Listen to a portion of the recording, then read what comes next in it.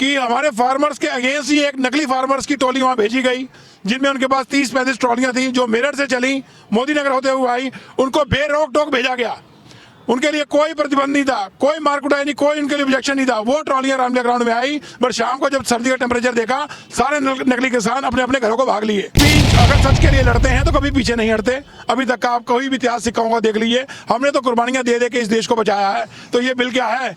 इस बिल के लिए हमारे सिख समाज, पूरे किसान भाई सारे एक साथ एकजुट खड़े हैं। इसके लिए हम कुछ भी करने को तैयार हैं, बट सरकार के कान और आंख खुलवाएंगे और अपने बिल वापस कराएंगे। ये जितना मर्जी किसानों को रोक ले, एक जो सैलाब आता है ना, उसको रोकना बहुत मुश्किल हो जाता है। वो सैलाब आ चुका है, वो दिल्ली के दरवाजों पे पहुंच रहा है। अब मोदी सरकार के लिए मुश्किल है कि इनको रोकना। इस करके मोदी सरकार को इनके हक में फैसला देना ही होगा। छोटे छोटे बच्चे साथ हैं, इनकी मिसेज, वाइफ, फैमिली सब साथ हैं कईयों की तो। और इस 24 इसमें NH-24 पे जो बैठे हुए हैं, इनके लिए वापस जाना आप एक भी ना छोड़ो। इनके लिए जितना प्रबंध ये करके हैं, उससे डबल प्रबंध हमने किया हुआ है। ये गोदी मीडिया जितना मर्जी फैला ले, पर आज हमारे किसान भाई दिल्ली के दरवाजे पे बैठे हैं और दिल्ली का जब तक गला नहीं घुटेगा तब तक ये हमारे डिसीजन में नहीं खड़ी होगी सरकार। और अब गला घुटने का काम चालू हो गया है। आज भी पूरा दिन NH-24 जाम रहा है। सारी सरकार सुन ले, जब तक किसानों के हक में ये बिल वापस नहीं होते, ये धरने प्रदर्शन महीना, 2 महीने, 6 महीने, साल, कोई दिक्कत नहीं आने वाली। पहले भी जो जंगें हुई थी मुगलों के साथ हमारी, तो 1-1 साल, 1.5 साल चली थी। दोस्तों नमस्कार, मैं खड़ा हूँ इस समय दिल्ली यूपी बॉर्डर पे गाजीपुर में। आज किसान आंदोलन का 26वां दिन, और जैसा आप लोग जानते हैं, किसान ने कल से एक अपना क्रमिक अनशन भी शुरू किया है, जिसके तहत 11 लोग हमेशा अनशन पे बैठे रहेंगे 24 घंटे तक।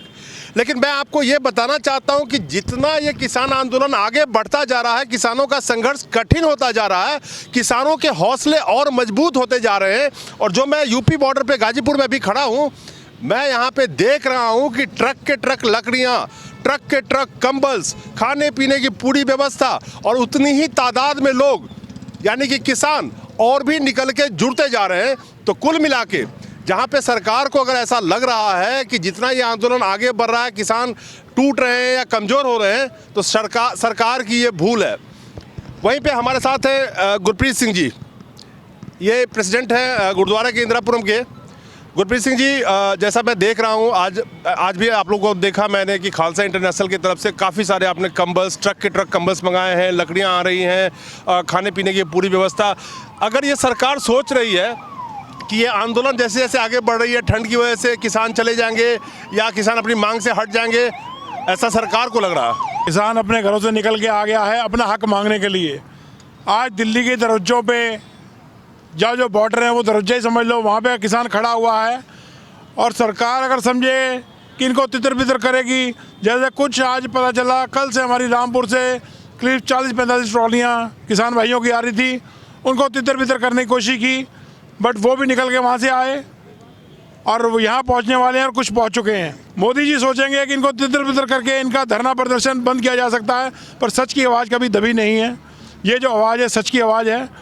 आज टेम्परेचर अगर दिल्ली का 6 या 7 है, कल को माइनस में भी चला जाए, ये किसान भाई यहाँ से उठने वाले नहीं हैं जब तक इनके हक में जो बिल इन्होंने थोपे हैं वो सरकार या मोदी सरकार वापस नहीं लेती। तब तक हमारे किसान भाई यहाँ बैठे हैं।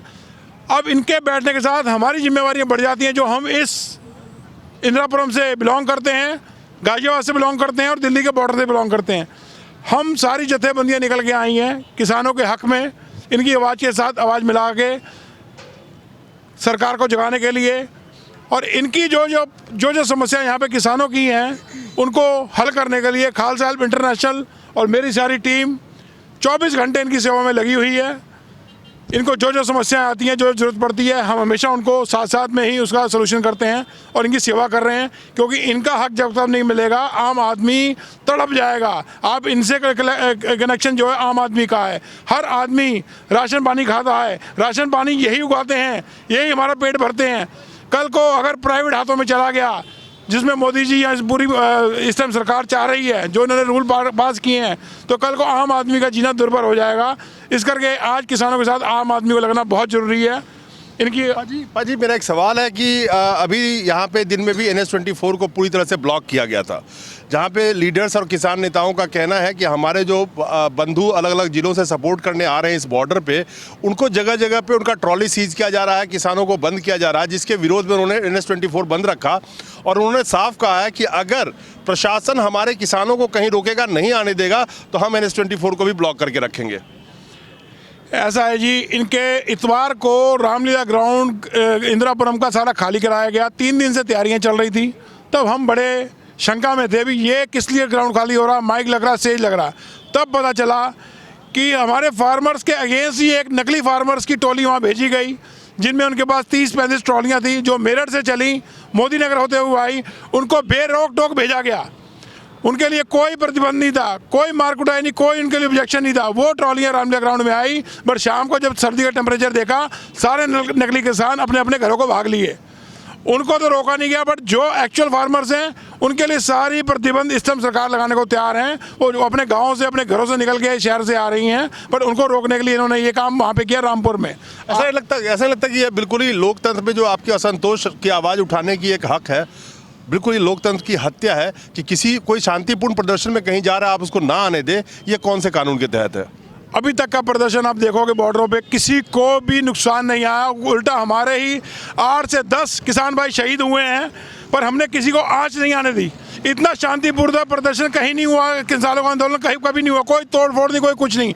पाठ पूजा करते हैं, गुरबानी पढ़ते हैं और अपने रब को याद करते हैं, और एक ही अरदास करते हैं कि हमारे ऊपर जो बिल आए हैं इनको ये मोदी सरकार वापस ले जाए। और हमें भी कोई शौक नहीं है यहाँ पे 24 NH-24 या और GT रोड पे बैठे इतनी ठंड में, ये बिल जो थोपे गए वो वापस लें, इस करके किसान भाई बैठे हुए हैं कृपा करके। और जो ट्रॉलियाँ वहाँ पे इन्होंने वहाँ पे रोकी हैं वो भी आनी चालू हो गई हैं। इस करके हमने ये रोड ब्लॉक किया था कि हमारी आवाज़ वहाँ तक जाए, रामपुर तक, और वहाँ की ट्रॉलियों को छोड़ें। तभी ये रोड डबल ब्लॉक रहा पूरे दिन के लिए। अभी नासिक से जो आज खबर आई, ब्रेकिंग न्यूज़ थी, वहाँ से कम नासिक महाराष्ट्र से वहाँ के किसान भी कम से कम हज़ारों ट्रॉलियाँ लेके वो चल पड़े हैं। और जहाँ तक उन्होंने कहा था कि मंगलवार रात या बुधवार की तड़के वो MP बॉर्डर तक पहुँच जाएंगे। तो हर पूरे देश से किसानों का समर्थन सब जगह से आ रहा है किसानों को, लेकिन जहाँ पे सरकार एक तरह से उनको किसान का दर्द नहीं दिखाई दे रहा है, वहीं पर अपनी आवाज़ उठाने के लिए जो वो आना चाहते हैं उनको भी जगह जगह पर रोक के प्रताड़ित किया जा रहा।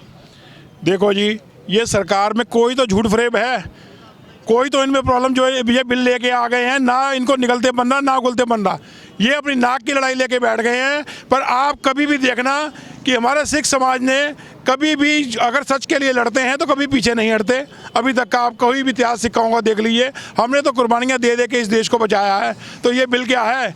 इस बिल के लिए हमारे सिख समाज, पूरे किसान भाई सारे एक साथ एकजुट खड़े हैं। इसके लिए हम कुछ भी करने को तैयार हैं, बट सरकार के कान और आँख खुलवाएंगे और अपने बिल वापस कराएंगे। ये जितना मर्जी किसानों को रोक ले, एक जो सैलाब आता है ना उसको रोकना बहुत मुश्किल हो जाता है। वो सैलाब आ चुका है, वो दिल्ली की तरफ जो पे पहुँच रहा है। अब मोदी सरकार के लिए मुश्किल है कि इनको रोकना। इस करके मोदी सरकार को इनके हक में फैसला देना ही होगा। देखो जी, अगर किसान अपने घर से निकल आए हैं, मोर्चे पे हैं, इनसे घर से कोई भी ऐसी पाबंदी नहीं है कि उनका कोई बुला रहे हैं कि आप वापस आ जाए। हर किसान अपने हक के लिए लड़ने आया है। छोटे छोटे बच्चे साथ हैं, इनकी मिसेज, वाइफ, फैमिली सब साथ हैं कईयों की तो।